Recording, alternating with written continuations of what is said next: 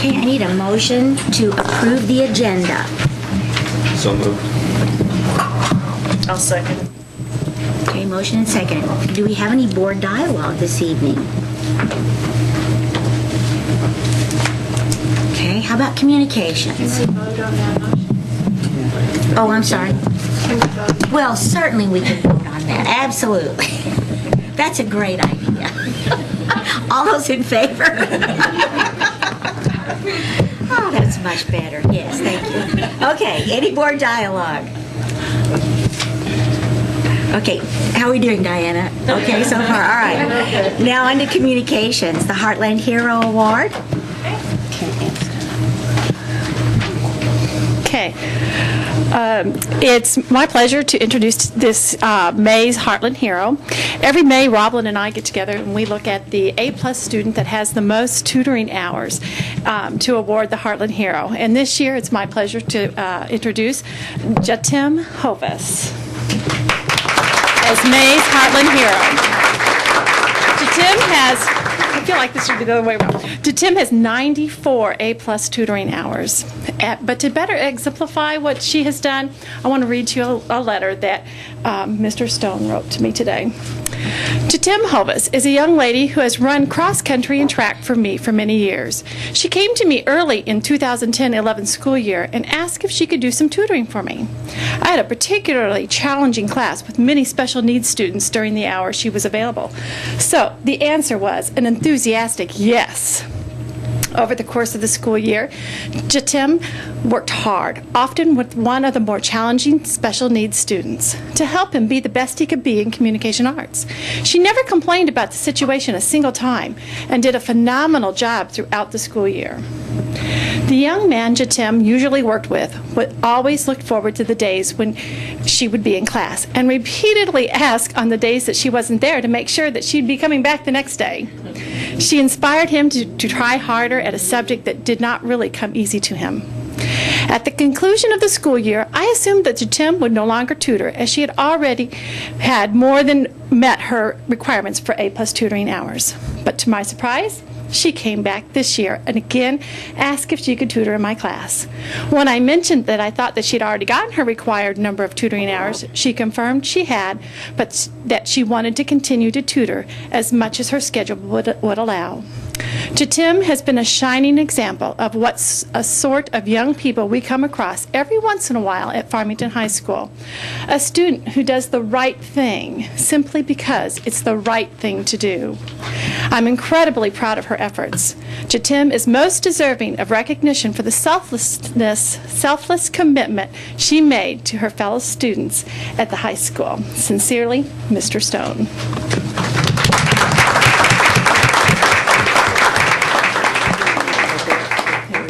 Congratulations. Okay.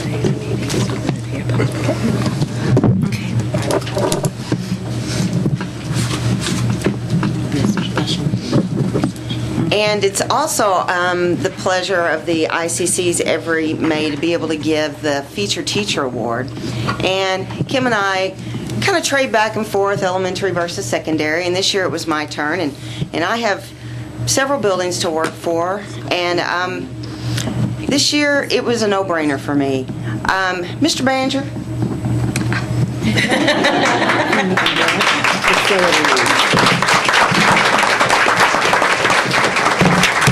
We got you here, I think, under false pretenses. Mr. Banger, for those of you that don't know, has been teaching freshman communication arts for as long as I've been here. So I don't know how much longer it was before that. And he does a fine job. We can always count on him to take those kids that really need some help and pull them along with him. He will work. He is there every day after school, tutoring those kids that need help. He is there for them to do their speeches after school because they don't really feel comfortable doing them during the class. He just exemplifies everything that a good teacher is. He works hard with those kids. In summer school, he's there for them during summer school. He'll teach ComArts 1 and ComArts 2 at the same time, getting one group going one direction, one group going in another. And our ComArts 1 students score very well on the end of course exam. And that I think that's not only due to his classroom work with the students, but also his leadership with that group of teachers. He does a very fine job in working with the Communication Arts 1 teachers and all the teachers in the department. And this year has served as a wonderful mentor for one of our new teachers. So, Mr. Banger, you are our featured teacher. And you can feel free to take the mic if you would like. Well, it's very easy for me to say today what I'm about to say, and that is we are blessed in our profession, and it's easy to say that on the last day of school, but I was fishing at Jim Ragland's pond last night, and Mrs. Ragland pointed out to me that she was going to have their book study. And there were a bunch of old teachers that were going to show up for that book study, and I went up there, and Mitzi Midkiff was there, and Susan Webb, and the Raglands, and Denise Wright, and 3 or 4 others who put in an entire career in this district and in this career. And, you know, I look at them, and I'm inspired, and that's one of the things that I think about when I think I'm only halfway there. But our body of work is important, and you people in this room make that body of work possible, and thank you.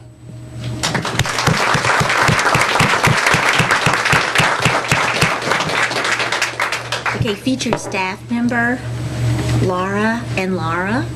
Laura's going to start and I'll finish. All right. Layla McMullen, if you will please come forward.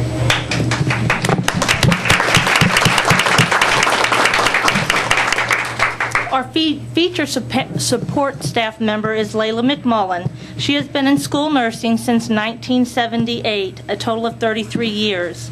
Our Farmington family has been lucky enough to have her here with us for the last 15 years. She has touched the lives of over 8,000 students and families over the years. I would like to share a few comments from fellow nurses that they made about her. Layla is a dedicated nurse. She genuinely cares about her students and their families, working late and working with their families outside of school. She goes above and beyond what is expected of a school nurse. Another nurse commented, "I feel it is a real blessing to have Layla's knowledge and expertise in our district. She is a treasure as a nurse, staff member, and a friend." Another nurse used the words dedicated, sincere, and caring to describe Layla. I would like to personally add a few comments of appreciation of Layla. She is a kind-hearted person who would give you the shirt off her back if you needed it. Her caring heart does not take a break during summer vacation either. She could be found spending her vacation on missionary trips with her church. On most days, Layla can be found at school early in the morning and late after school hours, making sure her office to ensure that her office and everything is in its proper place and ready for the next day or upcoming events. We are very fortunate to have Layla as one of our school nurses. Layla, we love you. On behalf of the Nurses, Board of Education, and School Administration, Layla, I present you the Classified Employee of the Month Award.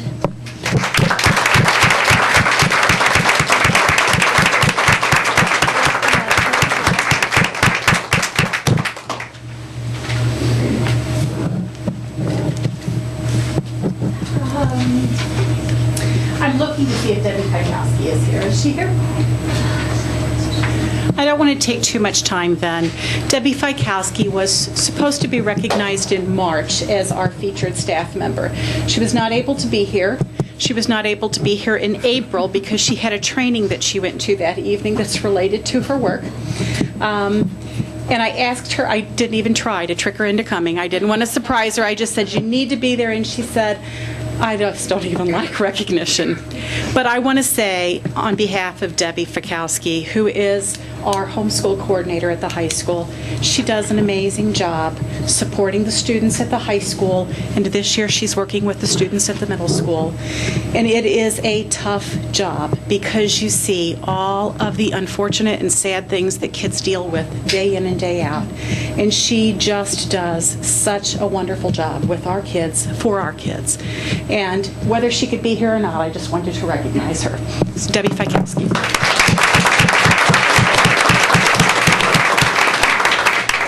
thank you guys for a wonderful presentation. In keeping with this evening's disorganization on my part, I'd like to return to board dialogue. And we're going to need to schedule a special meeting on May 22nd at 5 o'clock. We were awarded the FEMA grant. We need to have some discussion about that and about our facility needs. Thank you. Okay, now let's move down to student voices. Anybody here for our students this evening?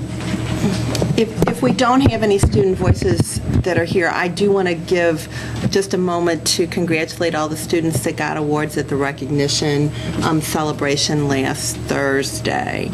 It was a wonderful event. We had students recognized for their academic work, for their character work. We had staff there. I had several parents come up to me to say it was the first time they'd been able to come to a recognition event, and it was really wonderful. I appreciate for those board members who were able to be here, and a special treat was the art exhibit in the lobby. So hopefully that was just the beginning of an ongoing process, and I want to thank everybody who helped us make that an evening that I think some of those students will really remember. Letters going around. Everyone get to see those. Anyone from CTA here this evening? I guess they're taking the evening off. I think it's well deserved. Okay, superintendent's report. I have the great pleasure of letting you know about a wonderful grant that we received. I'm going to ask Sarah Long and Chad Pipkin to come up and to talk with you and make a presentation that you'll only be able to see briefly. You'll touch them briefly, and then they will be given away. That was a little foreshadowing. I'll start by telling you how wonderful it is that our Director of Technology did write a grant for some free iPads, and fortunately our district was awarded 10 iPads, and I would like to ask Angie Winch and her librarian to come forward, and I'd like to ask Dorothy Winslow and her librarian to come forward. I think they're powered up. So they're powered. You only get to look at them. We're going to give them. The other exciting thing is that both of these librarians and these principals have been working to integrate more wireless, particularly reading applications and other applications into their two buildings. And fortunately, we've added a wireless drop at both of those libraries. So Kindles and iPads can have downloaded books and some other exciting things for students. So these folks are very interested in what we're going to be able to do with those iPads, so we thank Chad for writing the grant, and I know that there's a lot of goodwill that's going to be happening among our students with the opportunity to use this innovative technology. So you get to actually take one home now. You get to take them from them. Like I said, they only got to touch them briefly. And there are 5 here and 5 more are coming your way. So you physically get to take them with you. Oh, I powered it up in Italian. All right. All right. We're going to there you wrestle go. Okay. yours, Dorothy, and Chad will be delivering the others. This is awesome. Thank you. Yes, so I will give Angie that and then great. Okay, then you get all the next 5. Wonderful. Thank you all. Thank you. Congratulations. Thank you. Thank you. Thank you, Chad.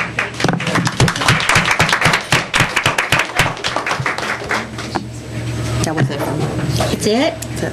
Okay, all right. Is Don going to tell us about the financial report today, or are we just going to move on past that? Why don't we move on past that? To update on the district cooling? Yes, there you go. Okay. Mr. Owen, you are up. Update us on the district cooling, summer repairs, and system maintenance, please. Okay, I'm going to start with, middle school. When we had the pipes re-insulated a couple years ago, in the process we developed a few leaks, and we need to repair those this summer, and that's going to mean shutting the building down, shutting the air conditioning down, repairing the leaks, and re-insulating the pipes.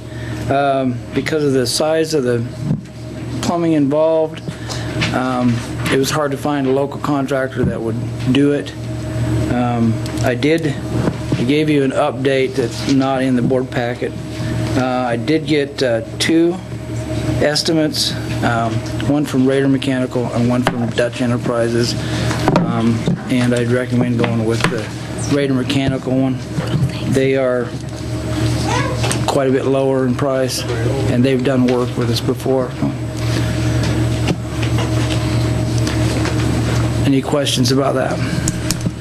I don't have any questions about the work and everything, but Jim, I know this cooling system over there, we've always had problems with it ever since the building was new. And I know it's been revamped at least once before. Is there any looking at just chucking the whole thing and putting in a whole new one instead of repairing it all the time? Well, we can look at that, but I mean that would be very expensive to do that. Yeah. That would be something we might look at in the future. But Well, I know, but I mean, if you go back and look how much the school district has paid for repairs on it, right? You know, what kind of cost have, you know, is some way to go back and see what kind of costs we've done on repairs? It's still cheaper to repair what we've got than it would be to replace it right now. Let me help you just a second. That's a unique system. That is heat and air. Yeah, I know. That's in one pipe. Right. That has to be I drained out. remember. So you're going to be replacing both of them. Yeah. Yeah. But like I said, it's been nothing but trouble ever since the building was ever built. You know, that's even when I was first there, they had nothing but troubles with it. So I would like to get rid of it, but I don't see how we could do it right now. yeah. Okay. Mr. Morris Management Insight, was this the building I worked on last summer? No. 2 years ago, I 2 think. years ago, Was isn't it it? 2 summers ago? It's been 2 summers. Last year, they actually got to have AC while they worked. Time flies, you're having fun. I thought it was last summer we spent It's been 2 $100,000 or summers. something on repairs. Sure did. I'm going to do the greenhouse real quickly. Okay. The greenhouse, actually it is, I'd say like maybe 90% complete. They finished up last Friday with all the structural. We have the plumbing, electric, and gas piping to do. And most of that's inside work. And I expect to have that completed before the end of June. I stopped out there when they was first putting it up. It's a pretty nice building and everything. The only question I have, are we going to build a drive into that, or is it all students and everything that carry everything down to it and that? The drive wasn't in the plans so far, but I imagine that we will put in a drive coming up around that retaining pond that's down there. Okay, I mean, if we get into wet weather and they're trying to take stuff in and out, it's going to be kind of hard and everything. So I didn't know if that was in the plans of the. We will have. We'll change that fence so it'll be come around the building, and the sidewalk that now comes along the wrestling building will be extended out to come to that building. So have sidewalk that's ADA compliant down there. Yeah. Okay. Diana, the memo for the piping work has got a paragraph about the lawnmowers on it. Yes. You might want to. And then the C-SIP one, the design of There's the new equipment several so that all the grass is Just green. updates. Yeah. Okay. The sun will work by their conditioning, but I didn't type that. I knew you didn't.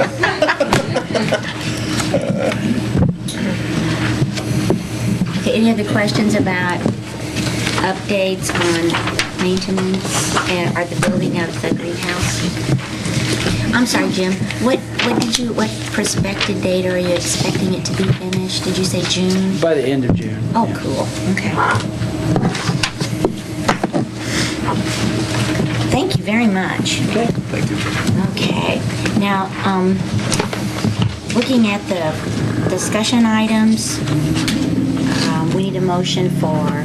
That's it. We're going to go through discussion first. Okay. Okay. All right. So you want to start with the. All right. So we pulled items B. That's for your action. You're going to go through discussion, and then you're going to do that when you take action. Gotcha, okay. How about regular bills? Any discussion on regular bills? No, okay. So we're going to do B. Right.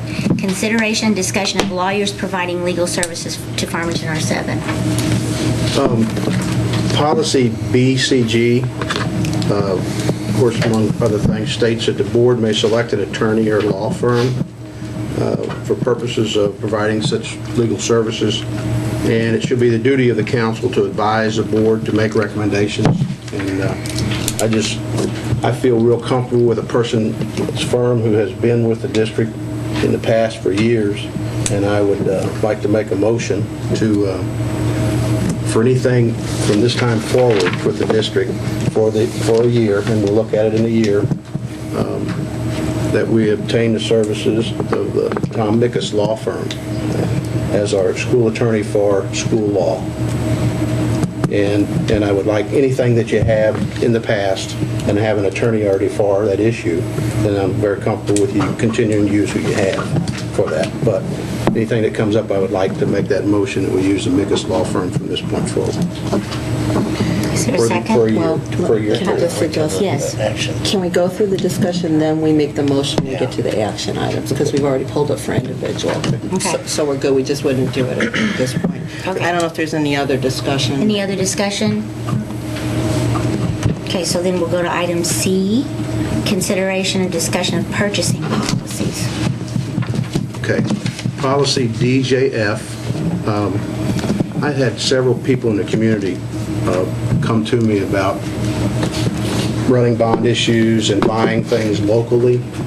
And I would like for this policy, the only thing that it says in the policy that pertains to where you purchase things is it encourages the district staff to purchase products manufactured and assembled in the United States.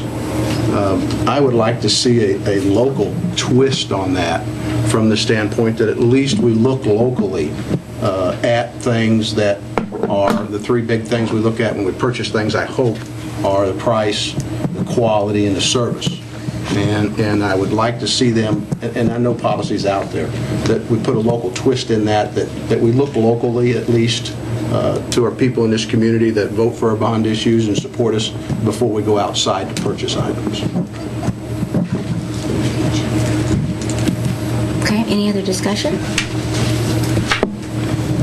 Okay, and that brings us to item K.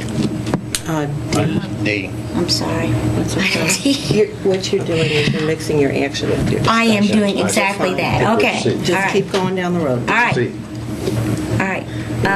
Now you're on D. Now on D, consideration and discussion of board policy authorizing superintendent for purchases up to a max of $5,000. Basically, what I would like to do here, this is also policy DJF, and of course, I would like to see us go back to the way we were before, and in the second paragraph there, extract over $5,000 so that it reads, no contract will be entered into or bill paid without the proper documentation, without an affirmative vote from the majority of the board.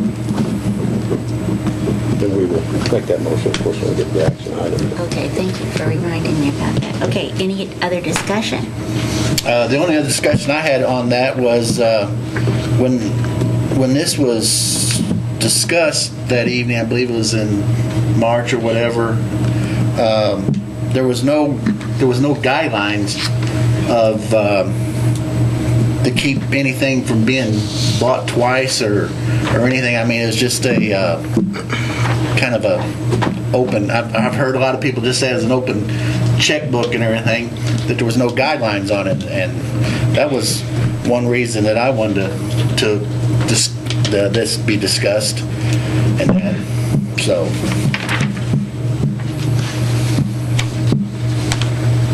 Anybody else? Okay, equipment needs for district lawn care. Do we need any more discussion? Do we on that need one? more discussion on that? Anyone? Anyone? Okay, how about F? just would like to know where we're purchasing that at. It was not in the board packet. What,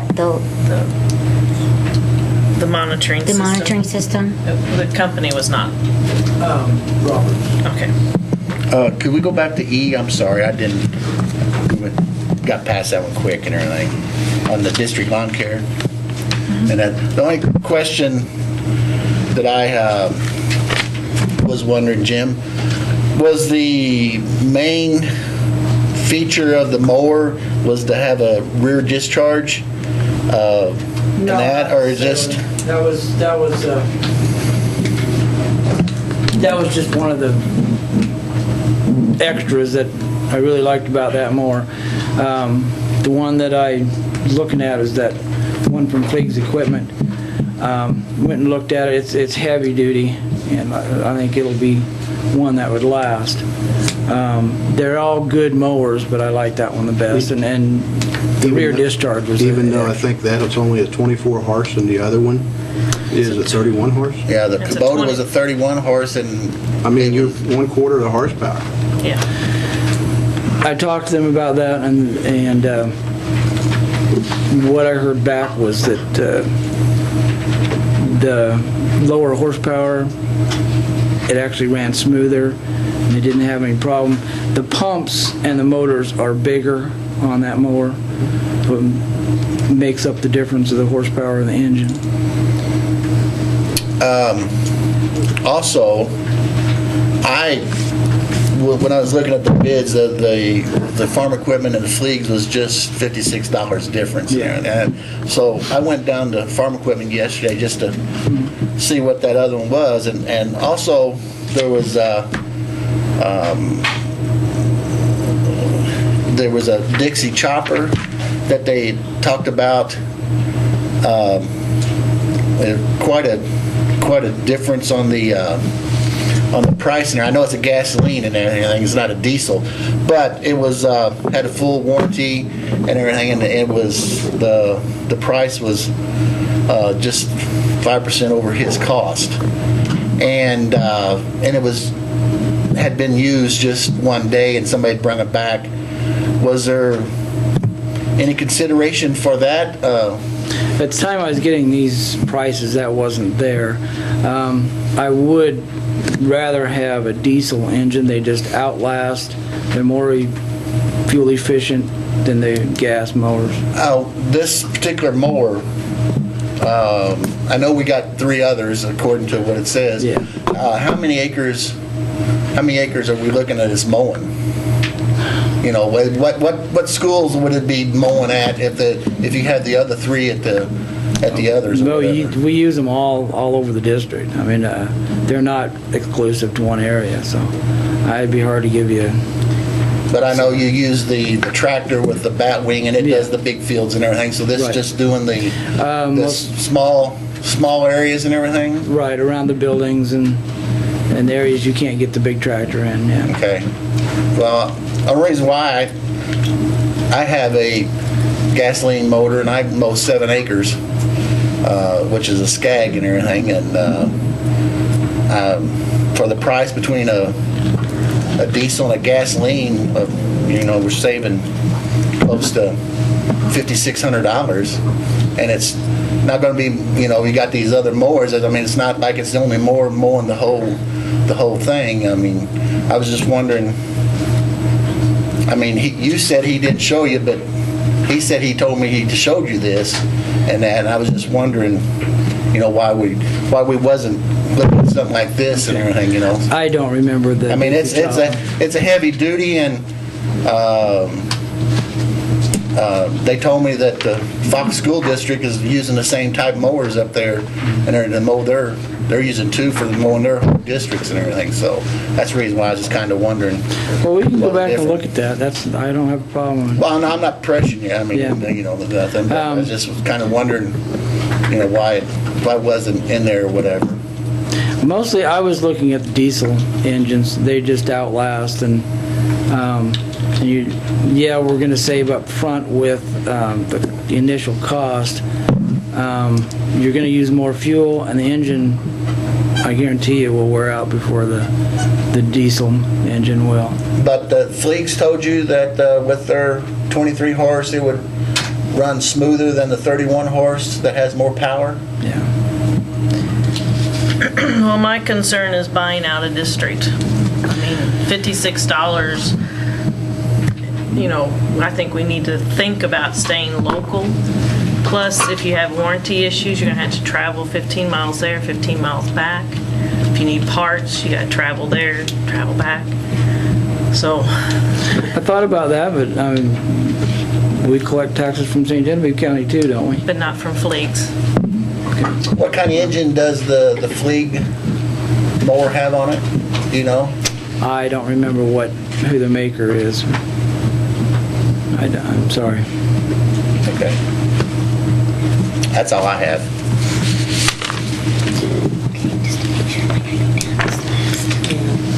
And to see if anybody has anything they want to ask. I don't know if there will be. All right. Any questions about- Thanks, Jim. Anybody else? Okay. So, any questions about the 2012-2013 school picture contract for Mr. Burns? Okay, how about contract? Oh, I'm sorry. I don't have any questions, but I'm just kind of wondering why the athletic director is doing the picture contracts. Because he's not the athletic director, he's the activities director. Okay. And it's an activity-related issue. Okay. Sorry. No. I didn't mean to be flip, but that... No, I was just kind of wondering. I thought that just kind of funny that and that, but okay. Well, that's a good question. Thanks, Jeff. Okay, any questions about our discussion about contractual services for the annual district audit?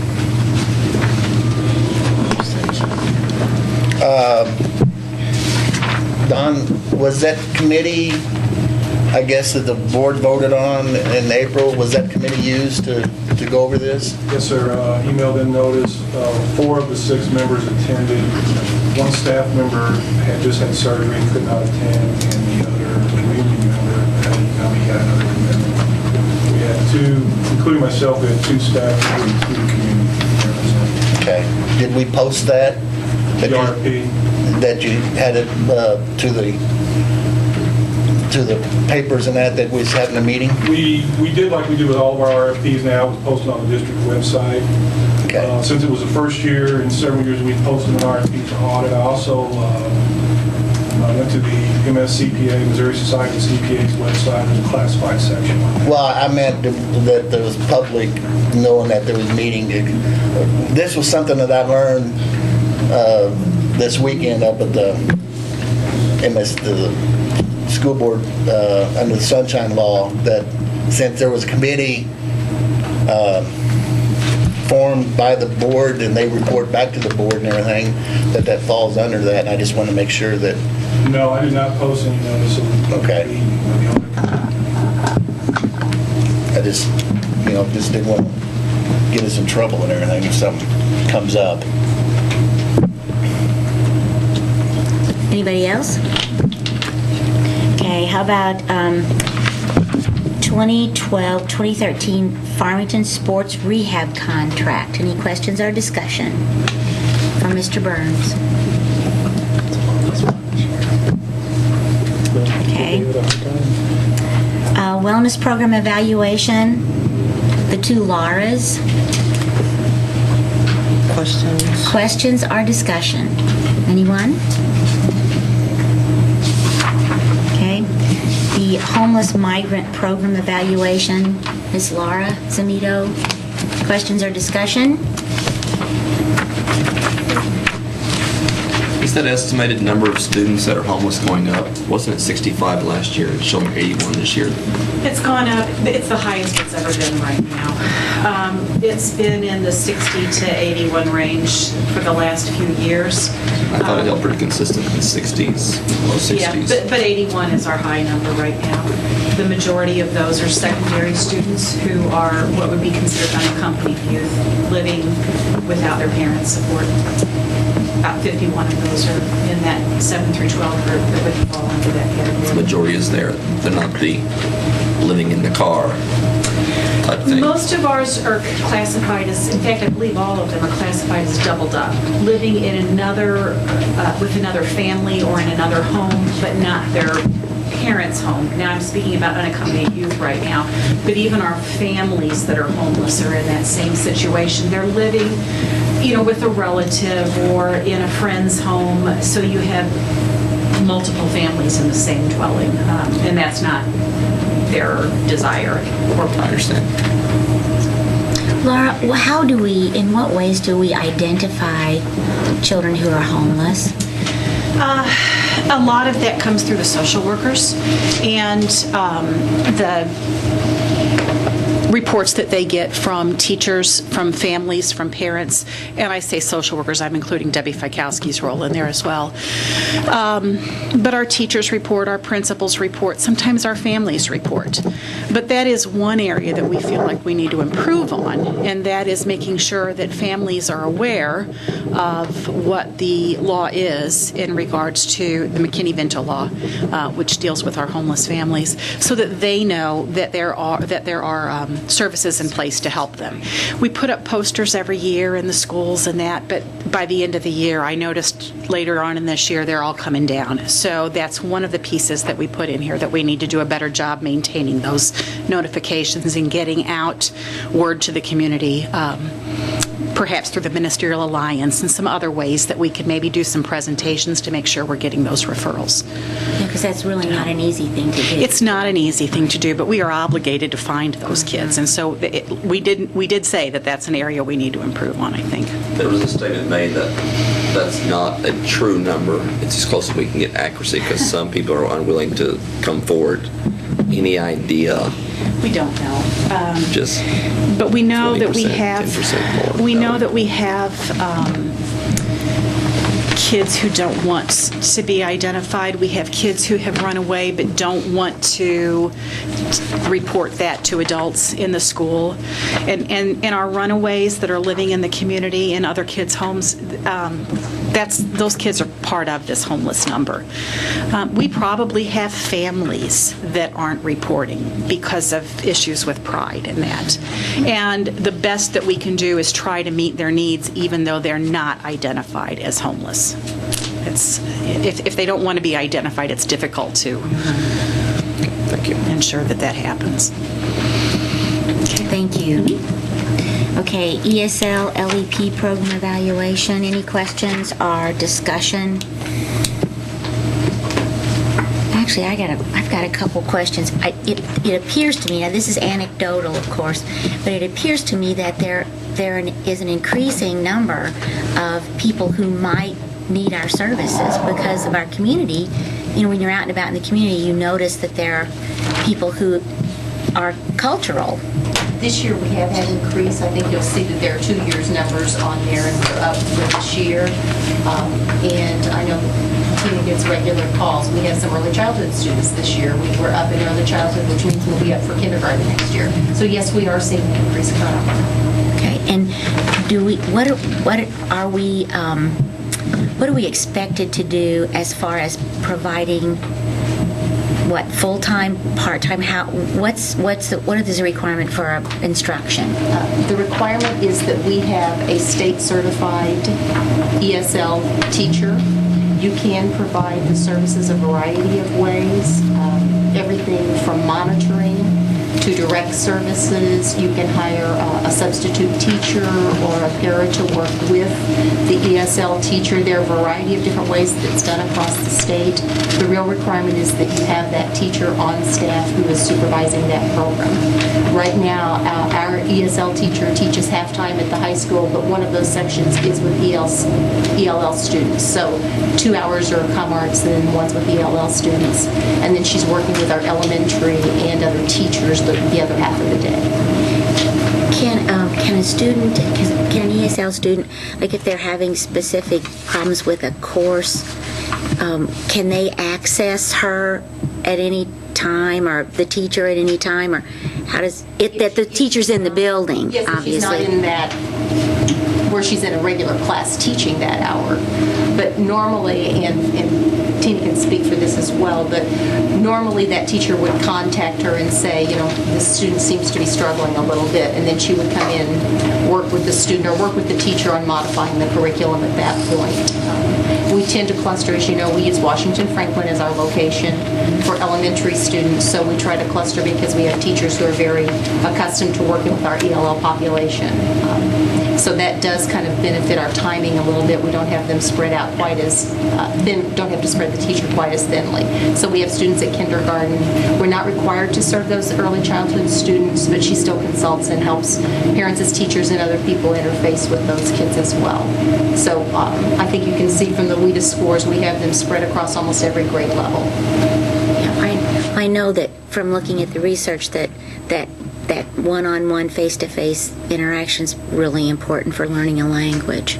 So is there anything like peer support for? That's one of the best things that we have going. A lot of our students have other students who've already discontinued from ELL services who kind of serve as a guide. That's one of the reasons we sort of cluster them in a classroom. I know currently we have a 4th grade classroom where we have a couple of strong students who are second language speakers with some students who are brand new coming in. So she's very good. Tina's good at trying to match up those kids with other students who can be peer role models and also have spoken that native language. And what are the languages? What are we seeing here in a variety. Tina, do you want to speak to that? We have about a dozen right now that are being spoken. We have Swahili, Somali, Tagalog. We have 3 different Indian languages coming out of the continent of India, country of India. We have Sri Lankan coming in. We have Thai, Chinese, Mandarin and Cantonese, and Japanese. So we have a wide variety. Wow. Yeah, we are a hotspot for ELL families right now. We have a good reputation for families, for helping people become a part of the community. And when I ask people, why do you choose Farmington? Because it's safe and they care about our kids. Oh, what a wonderful compliment for us. It is. Well, thank you for sharing that. That's good to know. And thank you for your work. One of our ELL students is actually in our gifted program right now, so lots of great successes. Good. Thank you very much, Sarah. Anybody else discussion or questions? Okay, board member participation on the monthly professional responsibility committee and graduation. So I need actually 3 people. We also need someone to be the liaison for MSBA. So I just need to know who those people would be. Because you're not going to, let's do graduation first. Normally you would be the person handing out the diplomas. Right. So we need a person that would hand out diplomas at graduation. Actually 2, don't you? But you need a substitute for me. You have them coming on both sides, don't you? Yes. Yeah, but won't you, Howard will do that, right? And then we need somebody to substitute for me. Yes. So we need an Angie substitute. I'll substitute for you. All right. Okay. Remember, say their names. Come on. Absolutely. Okay, we need someone who's going to be on the PRC, the monthly PRC meeting. Okay. Is that? That's I know. It's Wednesdays. It was in the packet, at least this year at 3:45 once a month. I know you guys work, so I don't mind filling in for you guys. There you go. All right. That I really appreciate that because that's a difficult time for me to get out of work. That is if I, don't go back to work. Okay. And we need the formal it's more of a name, but we need a formal representative for MSBA. Okay. Somebody want to volunteer to do that? Don't look this way. Don't look this way. Ken Davis is an excellent candidate. Is he? I think he would be too. That looks like a no to me from here. Okay, let's ask this question. Are there meetings to attend as an MSBA representative? There are optional meetings, but it's a focal point for information from the organization that you belong to. Okay. So there are optional meetings that you can go to. Okay. If you don't want to do that, I will do that. Okay, there you go. All right. I appreciate that. Thank you so much. Okay. All right. Okay, and we need to schedule the June meeting of the Board of Education. Could you explain that for us, please? Sure. It's actually an action item. We have a choice. Typically, we would have a meeting at regular time in June, and we would come back again at the very end of June to deal with the budget wrap-up. Because of having additional meetings, we have an option that if we would choose to move the whole meeting to the 27th or the 28th, the Wednesday or Thursday of the last week of June, we could combine both of those. So the question is, do you want to have two meetings, or do you want to move it a week later and combine them, the regular meeting and the technical approval of the budget? That's not going to create a problem with payroll? Well, that will be the next issue. Payroll's not a problem with it, but Terry has said that she would like to know if you would still be approving bills, but she has several local vendors she'd like to be able to pay those bills on earlier. So if you're going to move it to the end and have one, then we would also be looking for permission to pay those bills at the normal time. It's not a payroll problem. But if you want to have two meetings, we can do that too. We just wanted to discuss that option. Yeah. It's tempting. One. Yes, We'll get to good. that action piece. Yeah. The Wednesday. So we'll make that motion, and then also a motion for approval to pay the bills. We'll come back in action. It's going to be... I'm finally getting that. Can you guys check that date for me to make sure I don't... The last one... 27th. 5 o'clock. Okay. And we'll get to that action, but that was what that was. Okay, support and professional staff leaves of absence and vacation schedules. Do you have any questions about that? Any questions or discussion about that item? Okay, information on health insurance benefits. Any questions or discussion? We need Questions to for do a Dawn, or- presentation on that one. Okay. Health benefits. Okay. Just briefly we have a district insurance advisory committee made up of representation of all classes of employees, all buildings. I think we actually met 3 or 4 times this year in preparation, but the hardest work always comes at the end. We did put out an RFP for group insurance. Actually, at their direction, I also put out group health, group life, group dental, and group vision, even though we don't currently offer dental or vision. And that was just to take a look and see what the possibilities might be. I would like you to turn to attachment 3 in your handout that I have. This is information that I shared with the committee at the meeting, and these are just some selected statistics that from reports that we have with Anthem on usage over the past several months. And I thought these were some key factors. The percentage of members utilizing the health plan in some way went up from 88% to 93%. The paid amount, this is paid claims by setting for the period through February 2012. As you can see, inpatient facility, outpatient facility, professional, which would be office visits, and those type of things, as well as pharmacy. You can see that we're up across the board in terms of usage. And then, of course, the big ones, if you look at the claims expense versus the premiums that we pay, there's 2 numbers there. One is this plan year, from July 2011 through March 2012, our loss ratio was 102.8%. Basically, that means the insurance company is paying out more in claims than we paid premiums. That's not what they're shooting for. From March 2012 back a full year, it was 105. I have to say, in 16 years, the worst year I ever saw here in terms of just the health experience, just the absolute worst year that I can recall that we've ever had.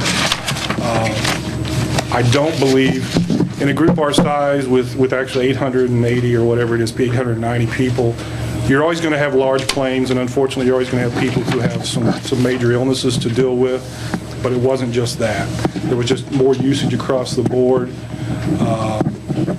not to mention, as the Anthem representative explained that day, there's a lot of costs that the member never sees. The member sees their deductible, they see the copay, but what they don't see are the rising costs of pharmaceuticals and those type of things that are still costs that are borne by the plan, even though the employee or the member may not actually pay them. So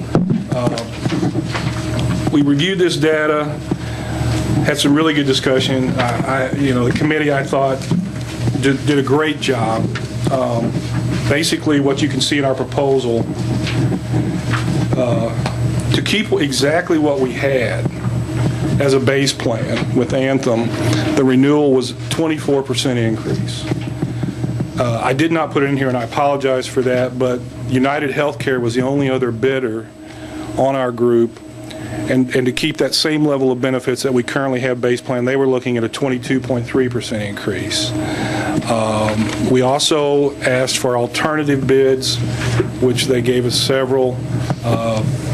The committee preferred the alternate bids of Anthem, and I believe from a cost standpoint, they were probably better.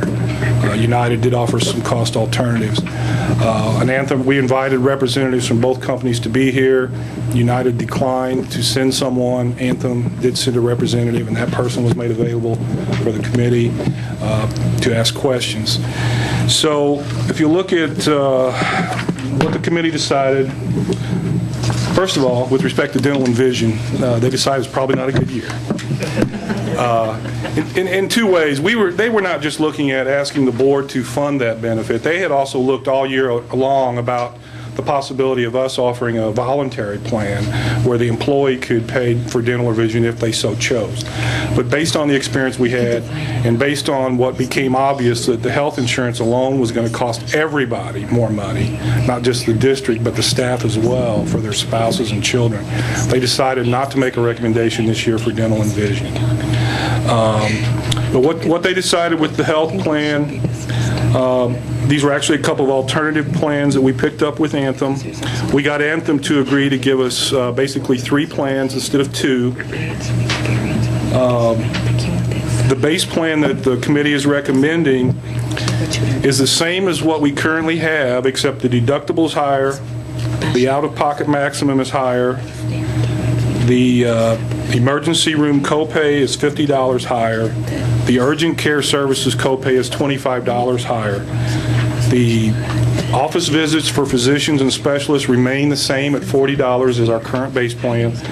The pharmacy copays remain the same. So, to be honest with you, I think that's a pretty good choice. By electing that as our base plan and assuming that the board will still pay 100% of that premium, we'd be looking at a 14.89% increase. The cost to the board, as you can see on attachment 2 right at the bottom, would be about $263,000. And buy-up plan 1, the next best option, the medium option, would be instead of a $2,000 deductible, you could buy a $1,500 deductible. Once again, the emergency room and urgent care copays are slightly higher, but the pharmacy copays are the same.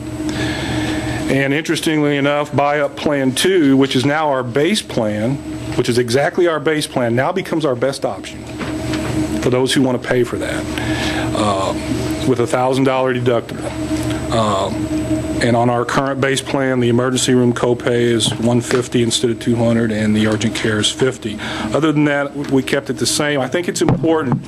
To me, that means a couple of things. The people that don't use the plan a lot, they may have a couple of office visits a year, they may buy 3 or 4 prescriptions a year, they're still going to get benefit from the plan. The office visits are still $40. The pharmacy copays are still the same. So they're still going to get some benefit.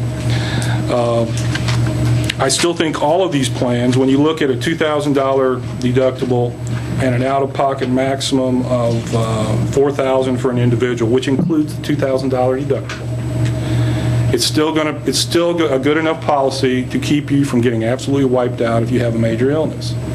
So what we're really looking at here is increasing those things to make this affordable for everyone. And when the committee looks at this, we're not just looking at what can we get the board to pay for, because you have to remember there are a lot of people who have spouses in the plan, who have children in the plan. So even if the committee says, oh, gee, come on board, let's fund that 24% for us, then what does that do? That passes along more cost to them. It passes along more cost to our retirees, of which we have about 130 retirees in our group. So, I think what the committee has done here, and we had a lot of good discussion that day, I think it's the fairest thing we could do given the cards we were dealt. I really believe that. If you look back on attachment 3 at the very bottom, this was from our 2011 deductible report from Anthem. Of course, we have 2 deductible plans right now, 500 and 1,000. You can see that just over half of our people, 51%, did not even get to a $500 deductible. So then the assumption would be that a higher deductible plan would not affect them. So it wouldn't matter whether deductible's $2,000 because they didn't even get to 500. Another 12 or 13% got to 500 exactly. Those were obviously people who purchased the buy-up plan. And then you have another 7.5% of people that fell somewhere between the 500 and the 1,000. So if you to me that's important. If you combine those numbers, you see that there's over 58%, and probably closer to 60% in reality, of the people that aren't going to meet a $1,000 deductible. So, by raising that deductible, I think the first thing you say is, oh my gosh, we've doubled the deductible, but in reality, we can probably assume that 60% are not, that's not going to affect them. And I believe by giving people 3 options, I think it lets them make an informed decision about those choices. And I think the people who know that they're going to have medical work that's going to be imminent or coming, they can obviously prepare for that. And when you consider that the employee will pay for their spouse or their children or their buy-up plan at pre-tax dollars, it actually doesn't cost as much as what it actually even looks like here. I don't know what more the committee could have done. I thought they did a great job of understanding the issues. They knew it just wasn't. It's one of those situations you don't want to be in, but it's where we are right now, and that's what they came up with. Don, have we ever looked at?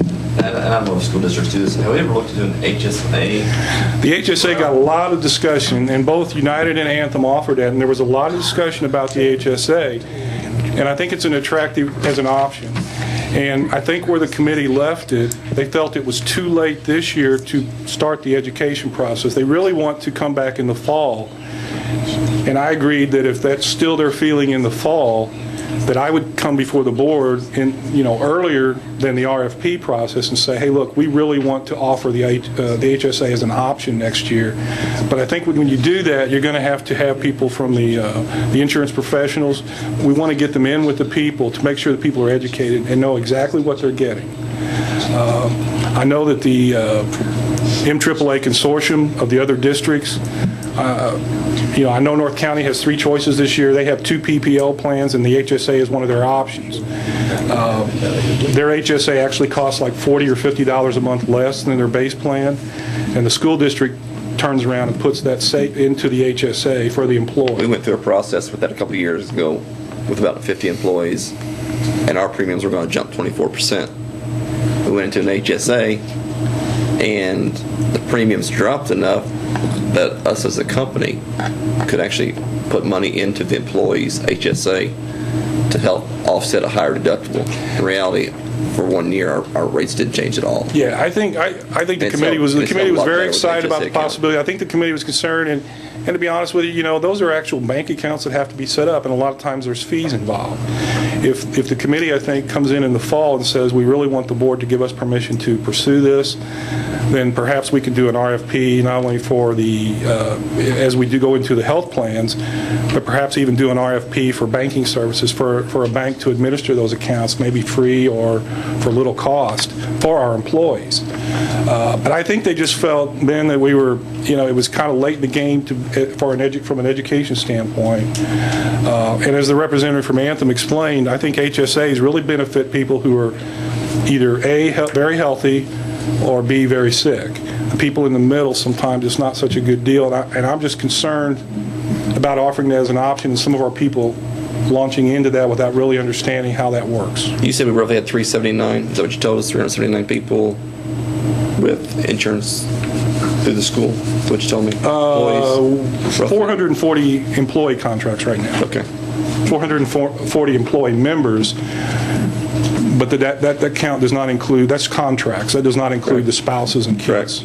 I think the total group, including retirees and spouses and dependents, everybody is 860, 870, somewhere now. So I was just running some numbers, and this $263,000 could have went towards $50 a month for every one of those employees for a HSA Well, account. I mean, and the committee really discussed it. I don't think they ever saw that as our fundamental plan. I think they saw that as an option.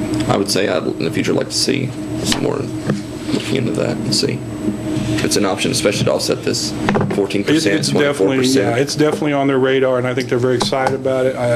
But like I said, I think they were concerned that, because basically if we implement this July 1, then, I think then you have to decide, well, how much is, if there is a difference in that premium, is the board going to put that into the accounts? And then everybody's got to have their own account set up by then.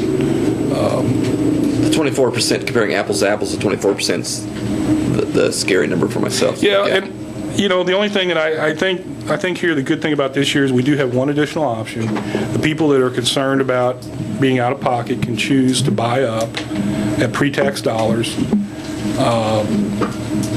and cover themselves. I think I'm also, we don't have the HSA, but we do have a flex spending account with Aflac that I find out only 25% of our people use, and that's free.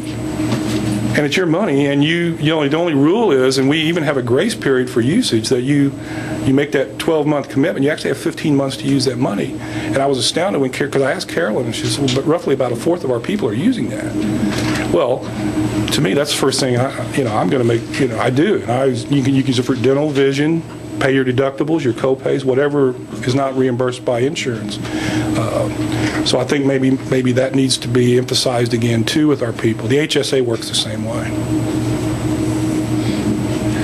Don, on the committees and it, how is it volunteer or is it they handpicked or how do that committee's been in existence for a long time, and normally when somebody rolls off of that, we ask the principals, and the principal I think generally asks their building who would wish to serve it, so it's voluntary. Yeah. We've never denied anyone being a part of that. How many retirees you say we have on the? We have 4. We had 2 in attendance the other day. Okay, I was just wondering if they had any input. Yeah, and the 2 that were here, I think basically were fine with what we had proposed. Okay. Any other discussion or questions? Thank you, Mr. Eaton. Thank you. So next is consideration of options to address the district's immediate facility, technology, and transportation needs. And that includes Matt Rubel, Don Eaton, Jim Owens, Stacy Williams, and Chad Pipkin.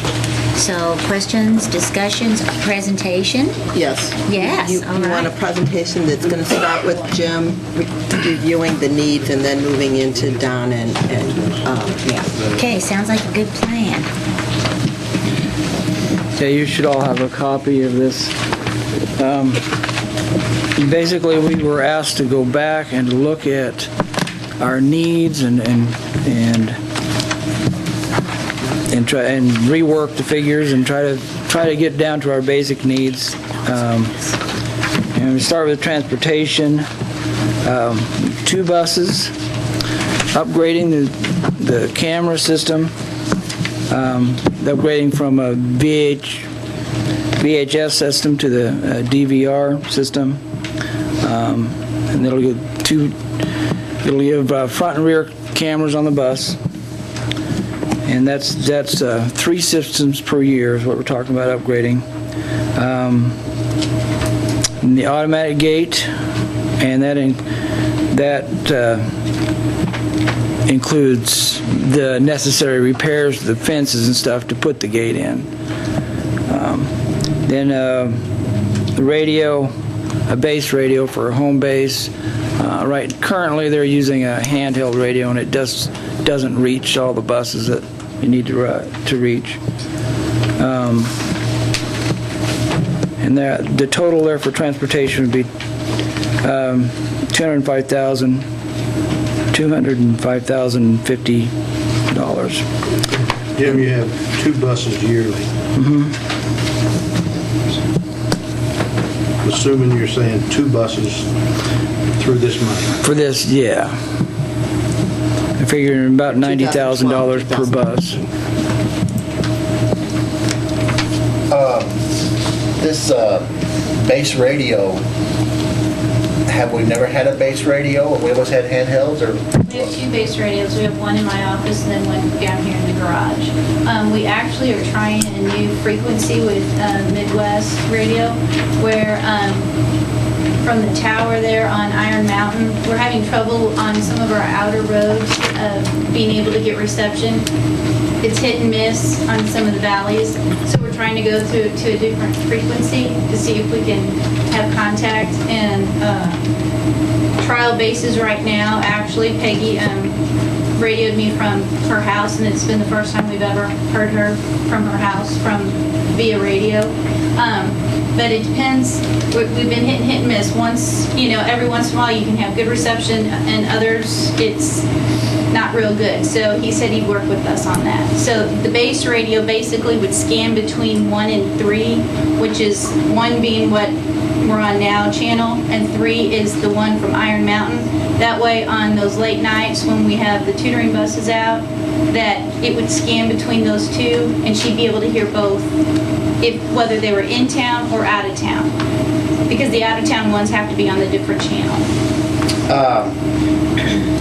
Well, I don't want to say nothing, but this sounds like a need we need right now. I don't for $550. I don't know why we're for something that could be taken out of that money of the gambling money that we looked at last month and everything that was put in general revenue. I mean, this is something that we got a bus off in the boondocks and they need help and everything, but they can't get out. That's a kind of like I said, $550. I mean, I can't believe we can't find something that can take care of this right now. We can. And that was something that we had talked about, because even some of the schools have trouble getting out. Yeah, that's what I'm saying. I mean, it's. Well, but that would be for each building. Yeah. It would be $550 for each building. Stacy, I know there's and it affected the city on the frequencies and on the radios. There's something coming up May of 2013 where the city had to change the radios because we was in a low frequency, narrow band. Does that affect the school district too? All our radios have changed out. Oh, they got them changed? Okay, yeah, and that was by January of next year, okay. 2013. Good, okay. I have $180,000 for 2 buses. Yeah, $90,000. That's a lot of money. And I guess I'm going to direct the question over this way and see the mechanics here, but your bus ratings for safety when you've been inspected by the state have been very good. Yes, in the 90s for years and years and years. That means that we're driving buses that may have a few miles on them, but are well maintained and are safe. Am I correct there? The only thing you may not have is a white top and an air conditioning on some of them. However, as I look to the camera system upgrade, 3 cameras a year, I think a bigger emphasis should be put on the safety inside of that bus and the monitoring inside of that bus than 3 cameras a year. That's just my thoughts. Having been someone that ran that fleet at one time. Okay? Well, and 3 per year, 3 systems, or is that 3 cameras per bus? Are you looking at That's a unit per bus, so 3 units for 3 different buses. Okay. How many buses do we have? We have 42. 42. And right now we have 2 with the double system where it's front, back, audio, and color. The gate, the automatic gate, was this a card system to open the gate, or is it It's a padlock. I have to get out and open it. No, I know. What I'm saying, the one you wanted to change out, the automatic, is it a push button inside the bus to open it, or what are we looking at? The one that we had looked at was like a sensor, or it would be a keypad, where you would have a number and that would open up the gate, and the gate would automatically open.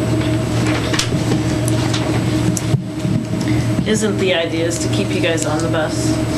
So you don't have to get off the bus to open the gate? Well, yeah, it's safety, because So you're having to get If off. you got a keypad, you'd can have to open- get off and go up to the gate and put in your number? Well, we had talked about where it would be one that you would be able to pull up to. It would be sit off the gate, so Okay. that way you would be able to. Just making sure you guys are staying on the bus.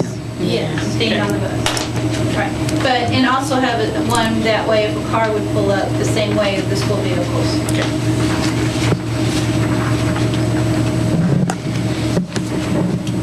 My thoughts on like Howard's, $63,000, we can fit all the 42 buses with cameras for safety inside the buses. Again, when the highway patrol inspects our buses, they've always had a 99% rating. So is it something that we need to continue the buses the way they are, put the safety issues board inside for $63,000 instead? I'm telling you, if you want to take a lesson from Fredericktown, you just go about 18 miles south and they run a really top-notch fleet of old buses, and they take care of them. And they put their emphasis and money in other places. Not that they'd ever run a bus. Kelly Burleson would never run a bus that's not safe. But he does. He runs an older fleet, and you talk to anybody around, and he does it very successfully. But he has good mechanics, and they take care of buses. But, yeah, I'm with you on that, Ben. How many of the buses do we have that has the white tops and the air conditioning on them? We have six.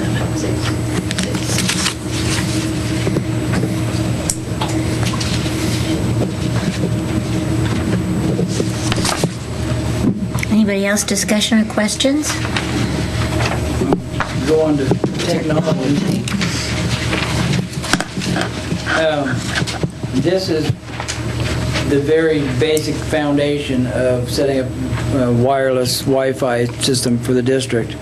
It would include 75 radios or nodes, the software, the cabling, and the services to support that, along with the network hardware, network switches, those things, the management platform, and the computers needed to handle that, and well, for the classroom. This would be like offices, workrooms, libraries. It wouldn't cover all the classrooms, but it would be the foundation for getting the system in the district. Do you want to add, Chad?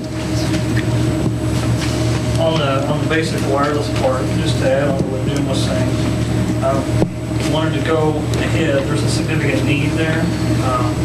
One is for the security on the buses. Some of the camera systems that she's moving toward on the buses have the connectivity for when they pull into the lot for their video feed to be uploaded and stored on a network so that principals and administration can get to that video. As of right now, there's not a really good mechanism for dealing with. We're using external drives and VCR tapes, which has proved to be challenging at best. So the basic wireless is going to involve some of the security, more critical type needs, as well as some of the things that Jim's trying to do with sensors on cooling equipment, things that have wireless capabilities that we can take advantage of. On the instructional side, it's going to give us coverage in our libraries and our offices, and it will cover a good portion of the classrooms just because of proximity to the covered areas. But we just, based on this figure, we can't cover the entire campus. The construction in some of the buildings is very difficult to penetrate with radio frequency. Cinder blocks just block a lot of things. So what the methodology here is to look at the basic coverage areas and security needs with wireless, and then be able to add on to that next year to finish that out with the same equipment. The equipment we're looking at is based on a 7 to 9 year life cycle, and it's modular design. The radio units can be taken out and upgraded as need be. But the basic use lifetime is 7 to 9 years. And then the number 2 option there, the network security system, that is the device, upgrade to the device that we're currently using that sets at the perimeter of our network and protects from antivirus malware as well as filtering content for our students. We have to maintain our CIPA compliance and know that we're filtering inappropriate content for students. This is a continuation, an upgrade of the current system that we have. We've been very happy with it, and it does a great job. The network systems management is actually taking some of the old and antiquated pieces of server equipment that we've got, consolidating them down, and managing them with pieces of software that enable better availability. Resources like, for example, the camera feeds that she's wanting to offload. Instead of having to have a dedicated PC or an external drive locally, we can ship those from here all the way back across our network to Lincoln, which is where the core of our infrastructure sits, and utilize the storage space that was acquired in the last bond issue. We've got quite a bit of space that's available. Let's take advantage of it. Classroom equipment, that really just deals with antiquated computing equipment. We have roughly 1,000 PCs that are 2005 manufacture date or older. We're out of minimum specs on them. We're struggling to keep those alive. And this 130 figure is what we are expecting to die or to be completely useless within the next year. So that's kind of a bare minimum to get those systems in place. And I'm also factoring some mobile equipment in that as well. The vendor that we're looking at, we looked at a few of them, they're willing to give us smaller laptops with like a 13-inch screen as opposed to a desktop at basically the same price. Well, the benefit to that one laptop side is we've got the flexibility. If they're testing in another building and we need extra computing density, we put it on a cart and ship it to the other facility. So I think that's a smarter purchase with our money rather than buying fixed desktops that we have no portability for. So I think we're going to, out of that 130 figure, I think we're looking at 50 desktop PCs, and the remainder of that, the 80, are going to be mobile computing devices. Number 5 was the system management agreements, which were the maintenance agreements that we had, I believe, in March, that were critical purchases. Those have already been funded for the 2012-2013 school year. We will have to revisit those again next year, but as of the coming school year, we're covered. Do you know the total off the top of your head? Those critical agreements? Yeah, the system. Yeah, the EMC agreement, which is our storage unit, our SAN array, was about $9,200. The other one was our Microsoft agreement, which basically covers all operating systems, all Microsoft Office software for the entire district, and that's a little over $20,000.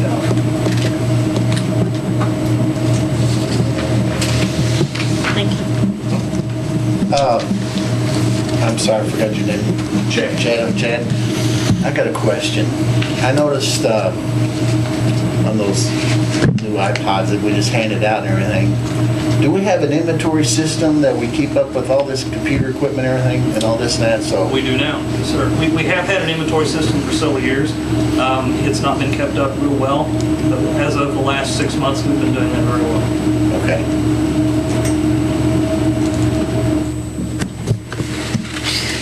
Any other questions or discussion? The last part. We have one more piece of this. Right. The last part is facilities, and there's the top of the list there is roofs. Be the high school roof and the roof for the main part of the administration building. They're past time to replace those. HVAC, would be replacing a few units, doing repairs on a few units, and then I have the recommissioning. Basically, we want to go through the old, the rest of the district, the rooftop units, get them back up as close to specs as we can, so they're more efficient and stuff. The 70,000 is probably a high estimate because it would just be a time and material until we knew, what we were looking at. Then the mold abatement at Washington Franklin and resurfacing the tennis courts. Resurfacing the tennis courts, there is cheaper ways to do this, but I was looking at something that's going to last a few years. Basically, what I'm looking at here is taking off part of the court that's there, fixing the substrate, putting in, overlaying it, and resurfacing that, bringing that up to standards that it should be. Something that will last, like I said, more than 1 or 2 years. And then parking lots and the driveway, mainly at at middle school, Lincoln, Roosevelt, that area where they have a lot of bus traffic. It's really in bad shape. On those parking lots, is it, I know it's not, I don't know how old it is, and is it because the base wasn't? Explain it to you. In the back of middle school, there was adequate asphalt, 4 inches thick for bus traffic to pass back and forth. Put the awnings on, put the awnings in, took over the space where the good asphalt was. Buses are running out on 2.5 inch where car traffic is supposed to be. Right, okay. So that's basically what I was wondering. Yeah. Basically what you're up against, it was the parking area is what the buses are running on now because of the awnings. So we would be going in and digging it all out, putting a good base down, and then resurfacing it? Is that what this proposal is here? Yes, basically, that's what it is. We're not just going to say, we're just going to put new asphalt on, and 5 years down the road, we got the same problem again. Right. No, well, this is kind of the minimum, going in and tearing out those bad areas and fix them the way they should be fixed. Just not enough to completely redo the whole system, no. It will take care of the problem areas we've got. Okay, are you talking about the whole parking lot, or are you just talking about areas that you're just digging up? The traffic areas mainly. The whole parking lot doesn't need it. It's where the buses are coming in and parking. But that's what I mean. You're gonna. The plan is to go in, dig it all out, put a good base rock down, and then asphalt over it where it'll last for. Where we don't have to worry about, like I said, again, where we'd have to redo whatever we do. That's what I'm asking. Okay. Yeah. What was the, if you can remember off the top of your head, if I remember right, on the bond issue that we was looking at the kitchens at Jefferson and Western Franklin? Do you remember what those? I think they were, if I remember right, about $350,000. For both of them, or just one? I think that was per kitchen. Per kitchen. But I'm not sure. Don't remember now. What we've done, we're looking at things that have failed or about to fail, basically critical needs. I talked to Mike about this afternoon about kitchens.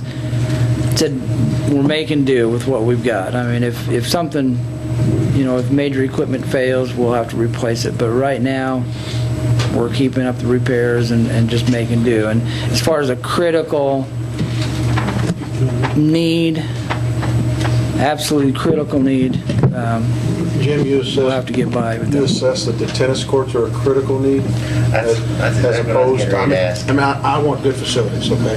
But I'm talking about as critical as roofs leaking and... Well, I was asked to put this on there. Talked to the tennis coach day before yesterday.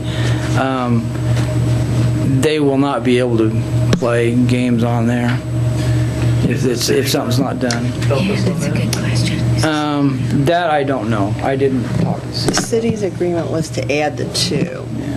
And I think the issue, we viewed it as a safety issue, that if we don't do But something... there is a maintenance agreement with the city, with the school district on the tennis courts.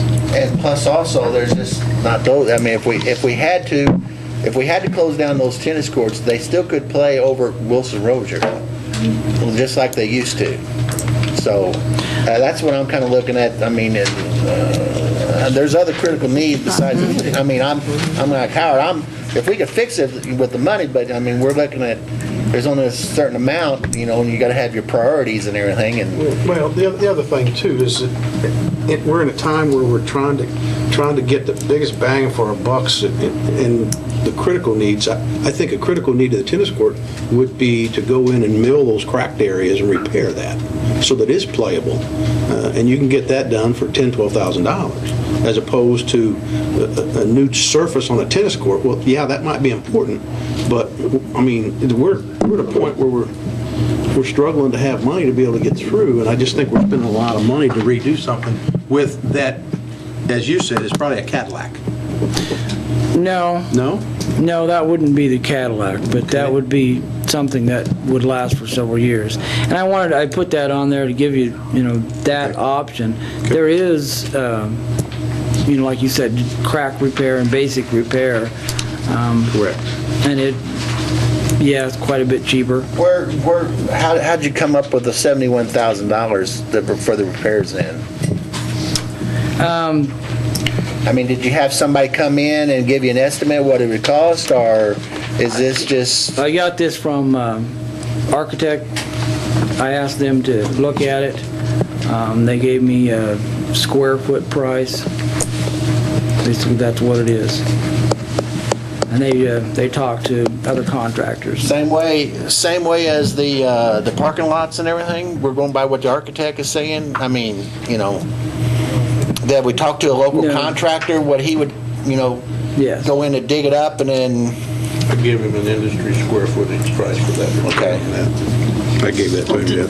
That doesn't include high school. No, it doesn't include the high school. Are you planning on fixing that area? Yes. The high school? The high school, I didn't see that as one that we need to really focus on, because it's where we are at middle school in Lincoln. That's where the buses run. And as Stacy can testify, it gives you a headache riding on the bus, being thrown around in there. Well, my concern at high school is the safety issue of people walking to the building. Yeah, that will be taken care of. Maintenance will take care of that with basically with cold patch until that can be repaired the correct way. Okay. Back to the tennis courts, how long have they been there? Several years. 10 years, 20 years? Have we had them milled up before? If milling it off, I know you're saying milling it off, planing it off, getting on the same level. Are we back to square one in a year with the ground shifting or that type of thing? What has caused it to get so? I don't think so. Well, basically what you got is cracks. And they've tried to fill those cracks with a crack filler and some type of substance, and it continues to crack, and then you get a little buildup in that area where it could be a trip hazard, and it's certainly not good for play. But they have ways of repairing those without... That will last 5 years, 10 years, 20 years? I don't remember the last time you had it done, but it's been a long time. Last year. So we spent $5,000 last year and it didn't last the season? No, it's already peeling off and cracking. It was designed to be a very short-term solution, but that's the thing, if we keep doing that, it doesn't even get you there. And we wanted to spend as little money as possible, because if we had gotten the bond issue, we would have been pulling that up. So to put more money into it would have been a waste of money. At this point, we're looking at 2 to 3 years of some kind of service, because even if at some point there is a bond issue, that could be later on. We don't want to put money into something that we're then going to dig up. Those courts have been there 20 years, 30 years? I'd say between 15 and 20 when we installed the lights and that out there. But The city put in the lights. We could have someone that specializes in tennis courts come in and give us some different ideas of what we could do. I wanted to give you basically a high price just to to get that on there so that we can look at getting that in the budget. Have we talked to Buddy Norman, the Parks Director, on this, and like I said, the Wilson Rozier has asphalt tennis courts and also has concrete tennis courts. And they've been there for years and years and years, and have we talked to him that he may have somebody that to kind of give us an estimate to fix it for the short term, like you're saying, or something? And we can do that. What we wanted to do tonight was to just refresh you with a global amount. We can come back to this, but we wanted to make sure that you knew that there was somewhere in the ballpark of this amount of money that we were going to need to find somewhere.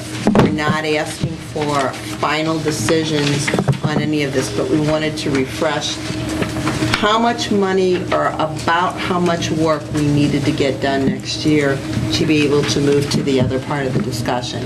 And we can continue to do that, but I don't want you to think that that's the only focus of tonight. We wanted to give you a global piece of it so that we could say, somewhere in this ballpark, we're going to need to try to find a way to do these things next year. And we can come back with more refinement. But this was really just a reminder to move into the conversation that we want to make sure that Don and Matt can have. So what I'd like to suggest is that we get back, do some more research, and bring this back to you. But again, all we were really attempting to do is to get an estimate for you to let you know that there were going to need to be some work that was going to need to be done next year. So this money here, we're possibly trying to get into next year's budget. In this neighborhood. We just Right. wanted to remind you about that so that we could then talk about some approaches. But we certainly can come back and refine that and get more information. I just wanted you to know why we started with this and didn't have a whole lot of detail, because this was really designed to be a reminder and a lead into the... Right.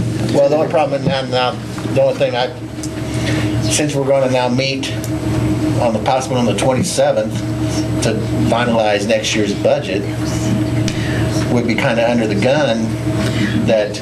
Well, let me have Don talk about the 27th and also the other piece, because all we're really trying to do is meet the June requirement. It really won't be the finalized budget, but Don, you want to... The end of year meeting that we've always held toward the end of June has been, I guess, primarily because of a couple legal things with regard to finance. Statute says we have to have a budget in place prior to July 1 because that's the beginning of our fiscal year. In 16 years here, I've never presented a final budget as of that day because we don't know some of those numbers and it's in process. But what we do is we ask the board to basically approve the current budget to operate under until I come back to you in August or last year in September, whatever, and have you approve which is really our budget. There's no, I mean, and we've met legal requirement by doing so because the board's basically said, okay, here's your end of year numbers. I say to you, this is I'd like you permission to operate under this budget on an interim basis until we get those final numbers, which are good. The other thing is the transfer. We have allowable transfers that we can make from fund to fund. Because we have flexibility now with the Classroom Trust Fund, we can basically put that revenue anywhere. I can use that to work the Capital Projects Fund. So that generally in the last few years, we've made one transfer, and that's because we operated a deficit in the Teachers Fund. You transfer enough money to zero that fund balance at the end of the year, and many, many schools do this. And so, I mean, it's accepted practice. That's why many schools, you don't see a tax levy in the Teachers Fund. They basically transfer that money, which you're allowed to do. And because our last payroll is somewhere always around June 23rd, 22nd, I need 2 or 3 or 4 days for Carolyn to finalize payroll, and then for me to post the books up to at least a point where we think where I can give you that transfer. That also has to be, if we're going to make that transfer, it has to be approved prior to June 3rd. So those are the two things that are key, at least as far from my point of view, from budget and transfer. So I'm not giving you a new budget at that point. We are working on it. And a lot of things that you're doing now or over the next few meetings are going to obviously impact that. But that finished product comes along later. Until that point, we basically operate on the same.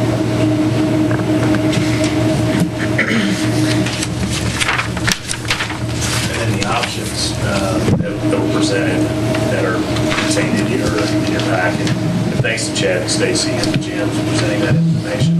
Basically, you have 3 options in front of you. Option 1 was continuing our current practices of addressing needs as they arise on an emergency basis, and again, on an as-needed basis.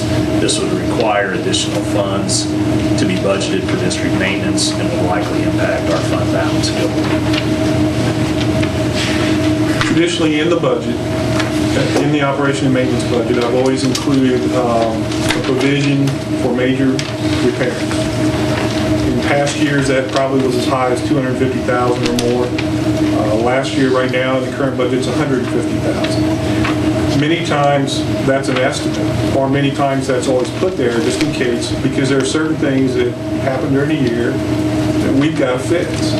And if we know of impending projects coming up, we obviously that will influence that number. But basically, that's what it is. It's a provision, it's an estimate. If I don't know that we're replacing, one year we replaced a boiler somewhere, and we knew that in the summer, we had that in there. If I don't know those things, that's really all that is an estimate. And to be quite honest with you, the kind of things that we're going to pay for out of that account, it wouldn't matter if I had it budgeted or not.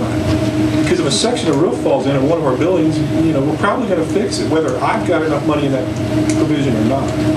So it's a budgetary provision, but I think in terms of what Matt's saying here, if that's what we're going to do, that's where that money would come from. And that would either be out of that provision, which is in there at the beginning of the year, or whether I've got enough budget or not, that's where it's going to come from. And if I don't have budgeted, it's coming further out of our fund balance reserves, which we talked about. Basically, that's option 2, is using current operating funds and fund balances to implement a plan to address approximately $1.6 million worth of work during the next school year, 2012-2013. And again, this option would result, as Don was talking about, in significant reduction of our fund balance as it relates to GSB 54, which I believe is attached to the next page there. And that's the policy goal that was established, and we talked about that during that work session. And this is kind of what Jeff was, at some point, I think the board, hopefully will have direction on saying, okay, what projects are we going to tackle? When you get in a project of a large magnitude, you can say, okay, that's all right, we've got $5-something million in fund balance, and that's 17%. Of course, the board has set a policy that they said 15% is desirable minimum. You can use that to finance some of these projects. When you do that, then that minimum may be affected. We may be below the minimum. Well, nobody's going to come and arrest us, but the problem you have to, and the thing you have to understand, if at the end of the year I say we've got $5-point-something million in operating reserve, it's not $5-point-something million all year long.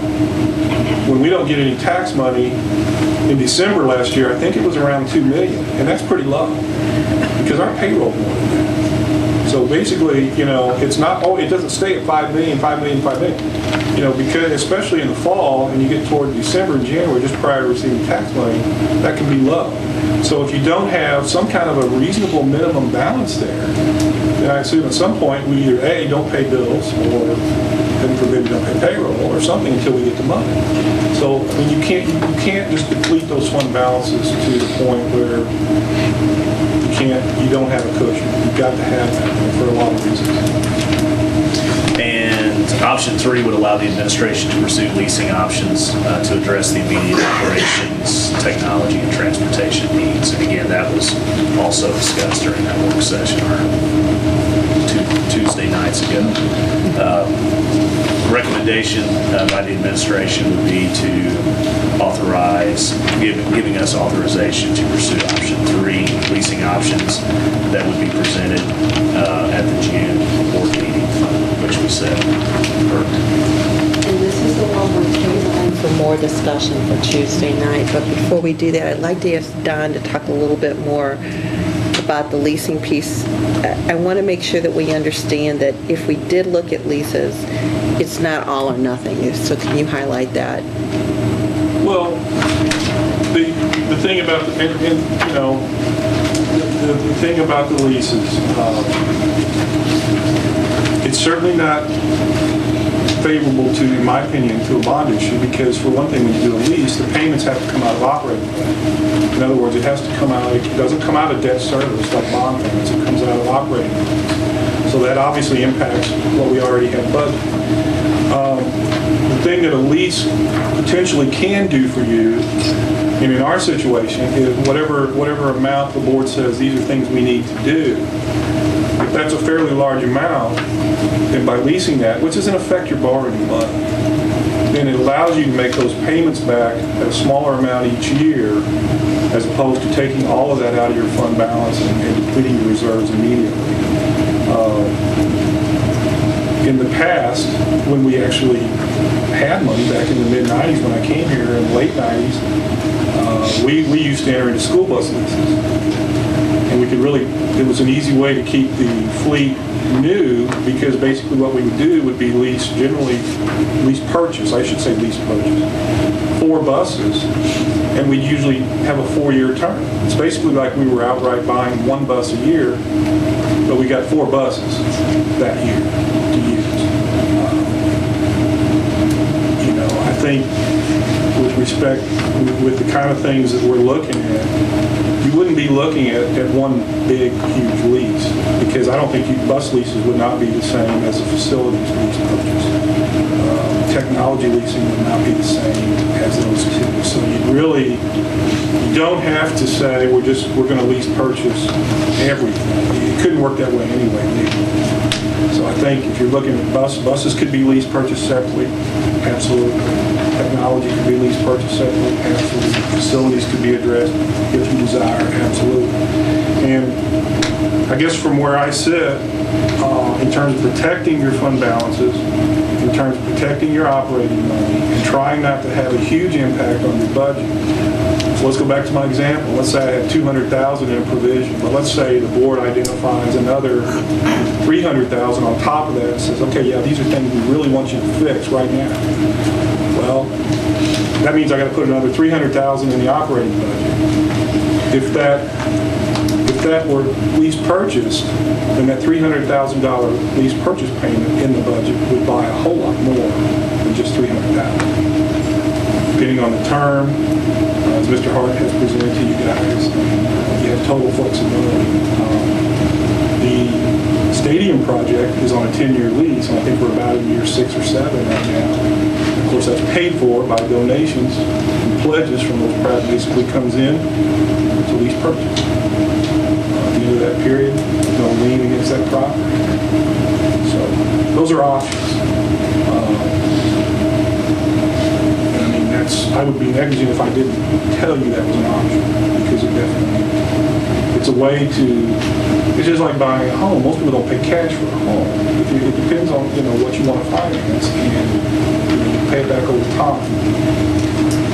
It's a way to get a lot of things quickly and basically set up that payment to where it's affordable in your budget. It's still not preferable to a bond issue just because of the fact that it comes out of operating budget.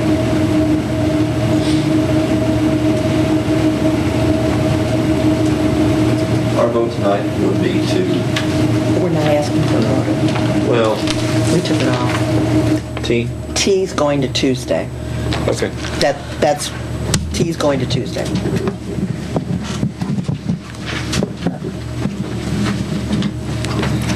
Okay, thank you, Don, for that information. Okay, so we finished with all of our people who are giving reports tonight. So let's move on to action items, and I need a motion to approve the consent items B, C, K. B and C? B, C, K, L, M, N, O, and P, and S. And S. Does anyone need to repeat? Oh, all right. Second. Okay. Motion made and seconded. All those in favor? Ben Roethlisberger. Okay, so do I go back and deal with this? All right, so let's address action item B.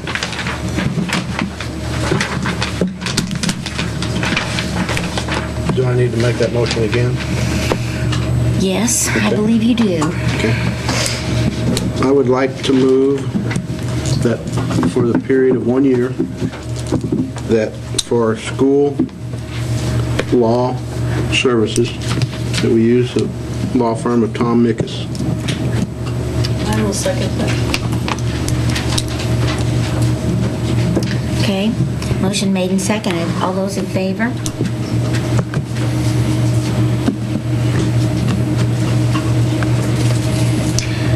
Item E, Opposed. Oh, I'm sorry, opposed, I apologize. Gotta slow down a little bit. Okay, item E, approval of purchasing policies.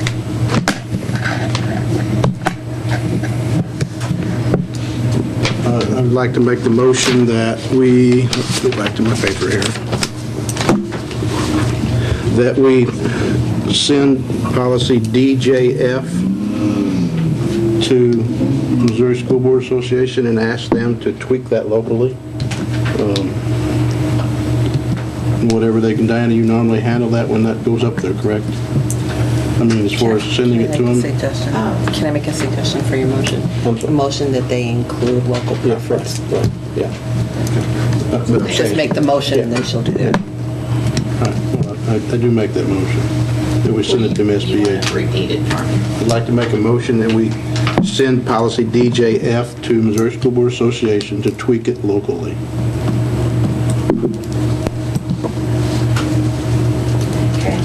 Second. Okay, all those in favor? Okay, opposed? Okay.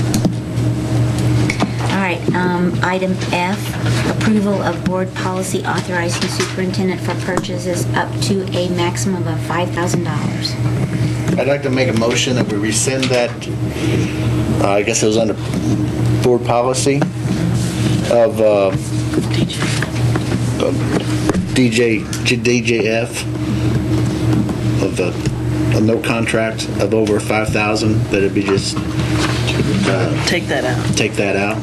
Yeah, so if that's what you're trying to say, is Yeah. the over 5,000 needs to be removed. You want to return it to 2,500 or? No. So that's not the issue. The issue is not the 2,500, because that's in a different part of the policy that is $2,500 or $1,500 or $15,000. And that distinction there, the 2,500 basically is that you need to bid that. Okay, the 15,000, you need to bid it sealed bids. Okay, different part of the policy.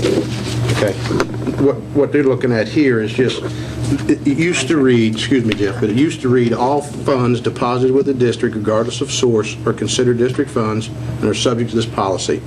No contract will be entered into or bill paid without proper documentation and affirmative vote of the board.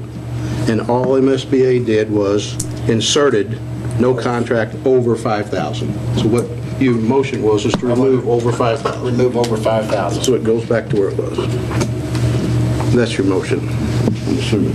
Yes. All right, do I hear a second? I will second that. Okay, all those in favor?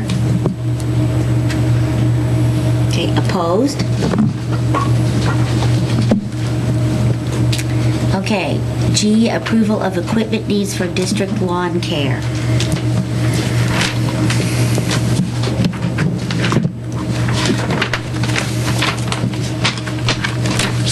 Is there any discussion or anything?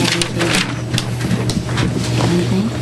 Make a motion to approve hiring, purchasing equipment for district lawn care.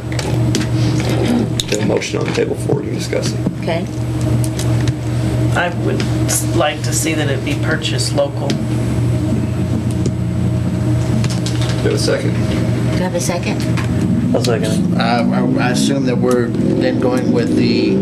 No, we're just putting it on the table. Now we're going to discuss it. Right, that's what I'm saying, but I'm assuming that we're looking at the farm equipment bid then instead of the fleet bid? No. What his motion was is to follow the recommendation that Jim had given you. Okay. We have to get a motion on the table, then we can discuss. But his motion was that... His motion is that is the recommendation by Right. Jim to purchase Winkle Flakes. Second by Mr. Davis. Second by Mr. Davis. And now we're open for discussion. Now we're open for discussion. I'd like to see it be bought local, since there's only $56 difference. Well, there's also an option out there of buying a piece of equipment that's $5,000 cheaper that can do the same thing too. That's not in the bid, but in that. If we don't want to consider that, that's fine. I don't have no problem with that, but. Okay. All right, so we can vote the motion down and then give Jim direction about what we'd like to do, if you'd like to do that. Or we can approve the motion.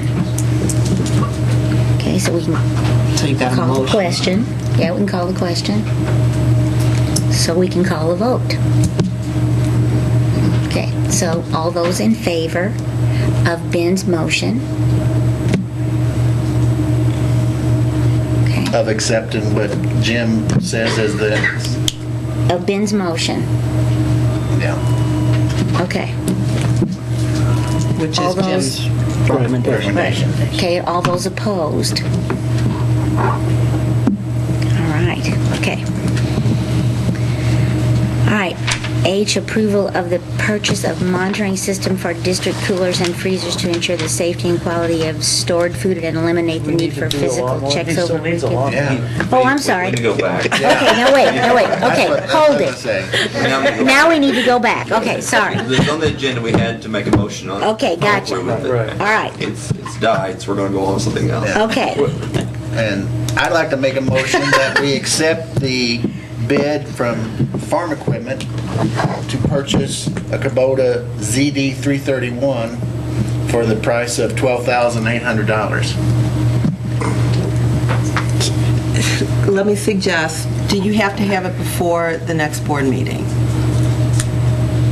No. So he has direction from you. Let him come back with another proposal than to have you generate a purchase at this point. I think you understand what they're asking you to look into and bring it back. And he can bring back another proposal. I don't think you want to generate. Well, he's going to bring back the same proposal. I mean, he's got bids and everything. I so- understand, but you probably want to let him do that, and then you get to approve yes or no his proposal. That's what I thought we were doing. Yeah, I know. Oh, okay. He can wait that was my first question. Right. Okay, so we're going to move. Or does he want to do that next Tuesday? He just doesn't need it tonight. He knows what he needs to do, but you want to let him bring it forward because you're the governing body saying yes or no. Right, but we said no, but why can't we vote what we want to say yes on? He's going to rethink it. We think he's going to rethink it. He's going to explore more options. And check on some stuff and. Because we told him what we thought, right? Correct. Right. Okay, So so he's going to come back and say what we're wanting to do right now. I don't understand I why. don't know if he can say that or not. No, we're just going to give him some time to rethink and bring it back to us and with some other options. Okay. Yeah, we think that's a good idea. Okay. Right, Jim? Okay. All right. Got it. I make a motion to approve item 8. Thank you Purchasing so a much. monitoring system for district coolers and freezers to ensure the safety and quality of stored food and eliminate need for physical checks on Okay. weekends and Motion holidays. made and second. Thank you, Doctor. Okay. Any discussion? Okay. Motion made and seconded. All those in favor? Okay. See how easy that was? Okay. She doesn't see me, does she? She ignores me. All right, moving on to item I, approval of the 2012-2013 school picture contract. Any discussion? Or anyone like to make a motion? I make a motion that we approve hiring Hastings Poultry Services for the next 3 years. Do I hear a second? I'll second. Any discussion? Any further discussion? Okay, all those in favor? Okay, no opposed. Okay, item J, approval of the audit firm selected for the 2012-2013 district audit. So moved. Do I hear a second? Second. Motion made and seconded. All those, any discussion? All those in favor? Opposed? I'm opposed. Okay. All right. Down to Q. We're moving right along. Approval to pay bills from the St. Genevieve County Assessor's Office up to $12,000 per quarter or until the board takes additional action. Motion? So moved. Second? Second. Any discussion? I just have a question of where the $12,000 came, because I don't remember us discussing a figure, did we? Yeah, so we're going to pay quarterly. Yeah, I know we was paying quarterly, but I didn't know if we came up with a figure. I didn't remember hearing a figure. Is this the figure she came up with? Is that what it was? Okay. Yes. Okay. Yes. And the language, I called her. Okay. And the language. Thank you. Okay. Okay, all those in, any other discussion? All those in favor? Okay, no opposition. Okay, do I need to address R at all, or just, we're just gonna? No, they have to vote on R. Okay. Oh, we already voted on R. No? We did. Oh, I thought we were gonna. No, I'm sorry. R, we do need to vote on. Okay, all right. Approval of the recommendation for health insurance benefits for 2012-2013 school year. It just what we're going to vote individually. That's what Okay. So moved. Do you hear a second? Second. Okay. Moved and seconded. Any discussion? Ben. Okay. All those in favor? And then ask for a motion to table that one. Okay, I need a motion to table approval to move forward with the district's planning to address the 2012-2013 facility, technology, and transportation needs. So moved. Okay. And a second? I'll second it. Okay. Now, we're voting on any discussion, by the way. Okay, you're voting on tabling the approval. Till Tuesday. Till next Tuesday. Okay. All those in favor?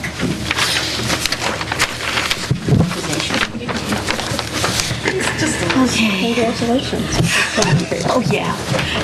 Well, I didn't do it very smoothly, but I'm working on it. Well, you won't see one more complicated than this. Oh, We that's- need a motion. to go Okay. into closed session. And I need a motion to go into closed session.